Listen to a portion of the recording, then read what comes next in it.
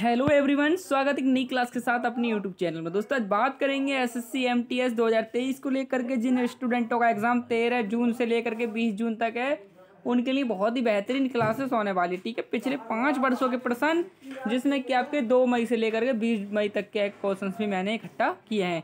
तो आइए स्टार्ट करते हैं आज की क्लासेस, जो कि बहुत इंपॉर्टेंट है। लास्ट तक देखिए।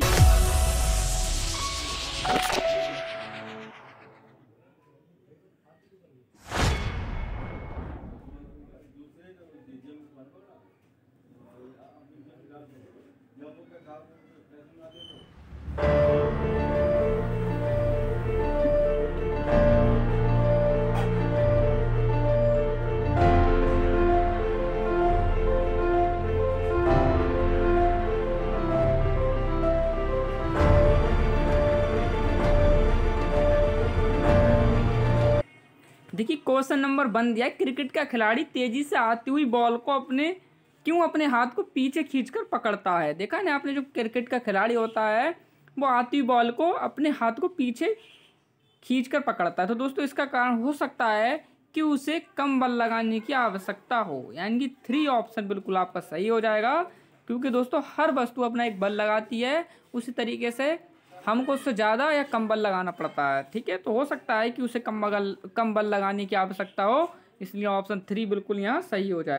इसके बाद सेकंड ऑप्शन क्वेश्चन दिया है, कंप्यूटर में पासवर्ड सुरक्षा करती है।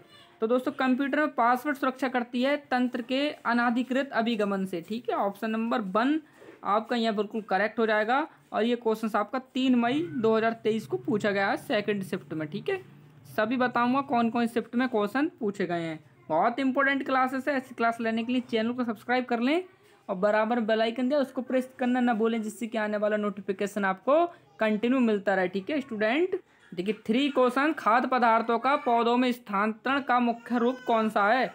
तो दोस्तों इनका जो मुख्य रूप है ना, खाद्य पदार्थों का पौधों में स्थानांतरण का जो मुख्य रूप है ना, सुक्रोज मुख्य रूप है। 3 ऑप्शन हमारा सही हो जाएगा। देखिए 4 नंबर दिया है, एशियाई खेलों में स्वर्ण पदक प्राप्त करने वाली पहली भारतीय महिला कौन थी। बहुत इंपॉर्टेंट क्वेश्चन है दोस्तों। एशियाई खेलों में स्वर्ण पदक जीतने वाली जो प्रथम महिला की बात करें तो वो थी कमलजीत सिद्धू। ठीक है, ऑप्शन नंबर 1 हमारा यहाँ बिल्कुल सही हो जाएगा। और ये क्वेश्चन आपका 4 मई को पूछा गया है। ठीक है, ऐसा कोई क्वेश्चन नहीं है आज की वीडियो में जो कि आपके क्वेश्चन एग्जाम में नहीं पूछा गया। ठीक है, पिछले 5 सालों से लेकर के ना ये सभी क्वेश्चन पूछे गए हैं। सभी बहुत इंपॉर्टेंट क्लासेस होने वाली है आपके लिए। सभी क्वेश्चन देखिए, अगर आपका एग्जाम 13 जून को है ना, तो आपके लिए बहुत ही वरदान क्लासेस होने वाली है। देखिए 5 दिया, माउंट एवरेस्ट पर चढ़ने वाली पहली भारतीय महिला कौन थी। बहुत इंपॉर्टेंट क्वेश्चन हो जाता है दोस्तों। जो माउंट एवरेस्ट पर चढ़ने वाली पहली भारतीय महिला थी वो थी बछेंद्री पाल। ठीक है, 3 ऑप्शन बिल्कुल हमारा सही हो जाएगा। और ये बहुत इंपॉर्टेंट क्वेश्चन है, एसएससी की फेवरेट क्वेश्चन मैं करा रहा हूँ। ठीक है, किसी एग्जाम में पूछे जाए नहीं पूछे जाए, लेकिन एसएससी का जो भी एग्जाम है ना, उसमें ये क्वेश्चन आपको देखने को मिलेंगे। क्योंकि मैं शुरू से ही आपको बताता आ रहा हूँ, जो एसएससी एमटीएस में सिलेक्शन होगा वो आपका जीके जीएस प्लस इंग्लिश से होने वाला। ठीक है, तो आपको जीके जीएस प्लस इंग्लिश बिल्कुल मजबूत करनी है। तो 3 ऑप्शन बिल्कुल सही हो। देखिए 6 क्वेश्चन दिया, भारत की प्रथम महिला आईपीएस कौन थी। भारत की प्रथम महिला आईपीएस कौन थी, सभी को पता होना चाहिए। तो दोस्तों वो थी आपकी किरण बेदी जी। ठीक है, सेकंड ऑप्शन बिल्कुल करेक्ट हो जाएगा। और ये क्वेश्चन आपका 6 और 18 मई को पूछा गया। लगा लीजिए आपके एग्जाम में भी ये क्वेश्चन छप सकता है। देखिए नेक्स्ट दिया है, 1857 के गदर के समय भारत का गवर्नर जनरल कौन था। 1857 गदर के समय दोस्तों भारत का जो गवर्नर जनरल था वो था आपका लॉर्ड कैनिंग। ठीक है, ऑप्शन नंबर 1। और मैं बता रहा हूँ, अगर आपकी मैथ और रीजनिंग कमजोर है ना, तो बस आपके लिए यही एक चांस है कि आप एमटीएस क्वालिफाई कर सकते हैं। ठीक है, क्योंकि इसमें मैथ और रीजनिंग का इतना बड़ा रोल नहीं है।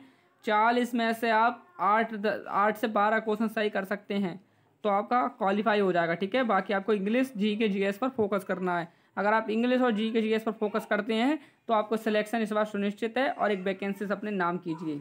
देखिए नेक्स्ट दिया है, वर्षा की बूंद की गोलाकार आकृति का कारण है। तो फिजिक्स का क्वेश्चन है और ये बहुत इंपॉर्टेंट क्वेश्चन है। ठीक है, वर्षा की बूंद की गोलाकार आकृति जो दोस्तों वह पृष्ठ तनाव के कारण होती है। ठीक है ना। और एक बात मैं और बता दूं, यहाँ पर पूछा जाता है मनुष्य कितने तक आवाज़ सुन सकता है। तो 20 हर्ट्ज से लेकर के 20,000 हर्ट्ज तक की वॉल्यूम सुन सकता है। ठीक है, जो 20,000 से ऊपर के होती हैं उनको कहते हैं अल्ट्रासोनिक साउंड। ठीक है, अल्ट्रासोनिक साउंड। थोड़ा और मैं, ठीक है, जो 20,000 से ऊपर होती हैं उसको कहते हैं अल्ट्रासोनिक साउंड। ठीक है, पराश्रव्य तरंगे जिनको सुन सकते हैं। ठीक है, एक होता है आपका 20 से 20,000 हर्ट्ज, जिसे कहते हैं ऑडिबल यानी कि श्रव्य, इसको सुन सकते हैं। एक होती है 20 हर्ट्ज से कम। ठीक है, इसको कहते हैं अल्ट्रासोनिक। अल्ट्रासोनिक। तो दोस्तों यहाँ पर अल्ट्रासोनिक बहुत इंपॉर्टेंट है। अल्ट्रासोनिक तरंग बहुत इंपॉर्टेंट है। कभी कभी पूछा जाता है कि अल्ट्रासोनिक जो दोस्तों ये जहाज़ वगैरह है, इसकी समुद्र की गहराई मापने के लिए भी अल्ट्रासोनिक तरंग का प्रयोग किया जाता है। ठीक है, इसमें इस तरीके से एक जहाज़ बना के मैं आपको एक्सप्लेन, ठीक है, जिस तरीके से ये कोई जहाज़ होता है, यहाँ पर आपको होता है ट्रांसमीटर और यहाँ होता है रिसीवर। ठीक है, रिसीवर यहाँ से ही तरंग को नीचे भेजते हैं जिससे कि ये वापस आ जाती है। यहाँ पर रिसीवर होता है, वो उसको बता देता है कि कितनी गहराई है, इससे आपकी गहराई नापी जाती है। अल्ट्रासोनिक तरंग जो है बहुत इंपॉर्टेंट है, इसको याद रख लीजिए। देखिए 9 नंबर क्वेश्चन दिया है, वायुमंडल में कौन सी गैस परावैंगनिक किरणों का अवशोषण कर लेती है। तो दोस्तों ये जो कर लेती है ना वो है ओजोन, O3। ठीक है, ऑप्शन नंबर 1। देखिए नेक्स्ट दिया है, निम्नलिखित में से किसका इकाई न्यूटन मीटर नहीं है। तो दोस्तों उसका ऑप्शन हो जाएगा बल। बल का मात्रक नहीं है, न्यूटन मीटर नहीं है। ऑप्शन नंबर 4 करेक्ट हो जाएगा, फोर्स। देखिए नेक्स्ट दिया है, पूना समझौता 1932 में किसके बीच हुआ था। पॉलिटी का क्वेश्चन है, बहुत इंपॉर्टेंट क्वेश्चन है। तो दोस्तों पूना समझौता जो हुआ था वह गांधी और अंबेडकर के बीच हुआ था। Option number 4। देखिए 12 नंबर, भारत के दक्षिणी प्रायद्वीप में कौन सी नदी देश के दूसरे सबसे बड़ी नदी क्षेत्र का निर्माण करती है।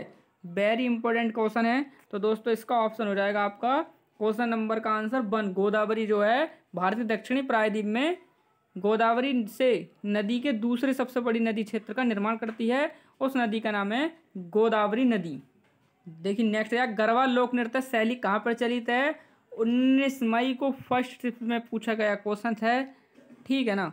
तो दोस्तों इसका जो हो जाएगा, जो गरबा लोक नृत्य है दोस्तों ये आपका गुजरात का है। ठीक है, बता रहा हूँ क्योंकि हमारे देश की पीएम भी गुजरात से हैं, तो ये गुजरात के क्वेश्चन बहुत इंपॉर्टेंट हो रहे हैं, बहुत पूछे। देखिए नेक्स्ट है, अशोक की शिलालेखों की लिपि है। जो अशोक की शिलालेख है उसकी जो लिपि है ना दोस्तों वो ब्राही लिपि है। ऑप्शन नंबर 3 बिल्कुल यहाँ पर करेक्ट हो जाएगा। और ऐसी क्लास लेने के लिए चैनल को सब्सक्राइब करना ना भूलें और बराबर में बेल आइकन है उसको प्रेस कर लें, जिससे कि आने वाला जो नोटिफिकेशन है सबसे पहले आपको मिलेगा। अगर आप चैनल सब्सक्राइब किए हो, बेल आइकन नहीं दबाया तो आप क्लास से वंचित रह सकते हैं। तुरंत क्लास पाने के लिए आप बेल आइकन जरूर दबा लें।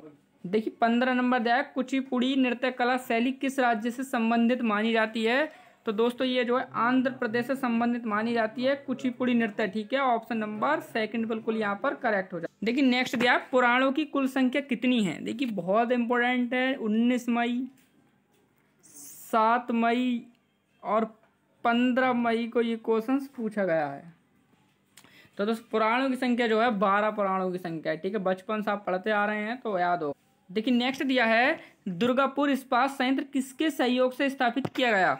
तो दोस्तों ये जो है ग्रेट ब्रिटेन के सहयोग से स्थापित किया गया था दुर्गापुर इस्पात संयंत्र। ठीक है, बहुत इंपॉर्टेंट क्वेश्चन हैं दोस्तों, SSC MTS में पूछे जाने वाले क्वेश्चन है सभी। और आपके एग्जाम में इसमें से काफ़ी क्वेश्चन देखने को मिलेंगे, क्योंकि पिछले 5 वर्षों के क्वेश्चन मैं आपको करा रहा हूँ, जिसमें से 2 मई से लेकर के 20 मई तक की क्वेश्चंस भी हैं। देखिए 18 नंबर जब भारत प्रथम पंचवर्षीय योजना में से किस क्षेत्र को प्रमुखता दी गई थी। तो दोस्तों इसमें प्रमुखता दी गई थी, मैं बता दूं आपको, कृषि क्षेत्र को ज़्यादा प्राथमिकता दी गई थी। देखिए नेक्स्ट दिया है, भारतीय हरित क्रांति की जन्म स्थली है। बहुत इंपॉर्टेंट है दोस्तों, भारतीय हरित क्रांति की जन्म स्थली है दोस्तों वो है पंतनगर। और जो भारतीय हरित क्रांति के जनक किसे कहा जाता है, एक बार सभी लोग कमेंट करके बताएंगे कितना आप टैलेंटेड रखते हैं अपने अंदर कि एग्जाम क्वालिफाई करेंगे या नहीं। देखिए 20 भारत में रुपए का अवमूल्यन पहली बार किस वर्ष स्थापित किया गया था।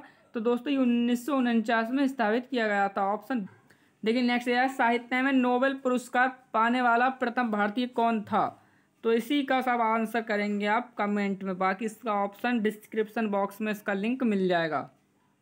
देखिए 22 दिया है, टर्की की राजधानी है। तो दोस्तों बहुत ज़्यादा समय नहीं लगाया, मैंने क्लास को फटाफट कराया है आपके लिए।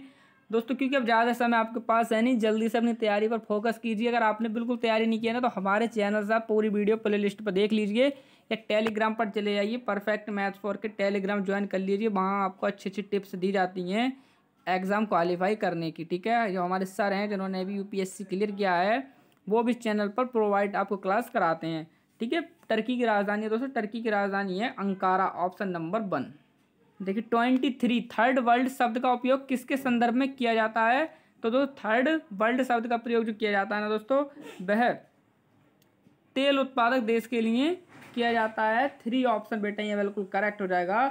मैं अपना पिछले 25 साल का एक्सपीरियंस आपको शेयर कर रहा हूँ, जिसमें ये क्वेश्चंस बार बार रिपीट हुए हैं। ऐसा कोई क्वेश्चन नहीं है जो एसएससी ने पूछा नहीं हो, क्योंकि एसएससी के फेवरेट क्वेश्चंस मैं आपको करा रहा हूँ। एसएससी बार बार यही क्वेश्चन रिपीट करती रहती है। ये मैं अपना एक्सपीरियंस आपको शेयर कर रहा हूँ। प्रीवियस ईयर के सभी क्वेश्चन पेपर उठा के देख लीजिए, सब वही क्वेश्चन हैं, बस जो उनका नंबर सीरीज चेंज कर दिया जाता है, ठीक है। हल्का मुल्का करंट चेंज हो जाए, बाकी सब कुछ वही रहने वाला है। देखिए 23, अंतरिक्ष में जाने वाली प्रथम भारतीय महिला कौन थी? तो दोस्तों अंतरिक्ष में जाने की बात करेंगे तो वो थी कल्पना चावला, ठीक है। इस बात में बड़ा डाउट रहता है कि बछेंद्री पाल जी, कल्पना चावला। तो देखिए यहाँ पर जो अंतरिक्ष की बात करेगा तो उसमें कल्पना चावला जो है भारतीय महिला थी प्रथम। देखिए 25, अरविंद खुराना को किस आविष्कार के लिए सम्मानित किया गया था? तो दोस्तों इनको जो किया गया था जीन के संश्लेषण के लिए नोबेल पुरस्कार से सम्मानित किया गया था, जीन के संश्लेषण के लिए। आई होप, उम्मीद करता हूँ आपको क्लास पसंद आई होगी। पसंद आई हो तो चैनल को सब्सक्राइब करना ना भूलें और वीडियो को लाइक करें, अपने फ्रेंड में शेयर कर दें जिनका एग्जाम अभी नहीं हुआ है। तो काफ़ी इंपॉर्टेंट क्लास है आपके लिए, बहुत क्वेश्चंस आपको देखने को मिलेंगे। तो बेस्ट ऑफ लक, एग्जाम देकर आइए 13 जून को। Thank you for watch. Vande Mataram. Jai Hind. धन्यवाद।